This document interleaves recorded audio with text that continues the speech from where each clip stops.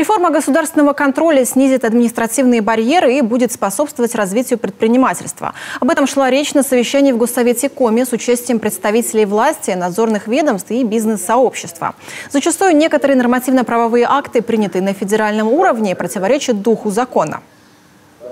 Этот диалог между бизнесом и властью – это самое лучшее, что может подтолкнуть совершенствование законодательства и, естественно, развитие предпринимательства. Слава Богу, что сегодня у нас такой диалог состоится, есть возможность задать вопросы.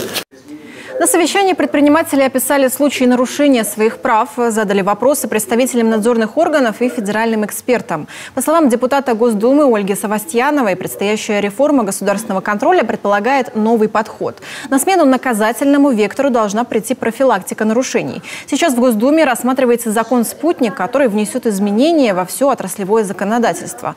Упростится процедура выдачи лицензий на 44 вида деятельности. Срок выдачи составит 15 дней.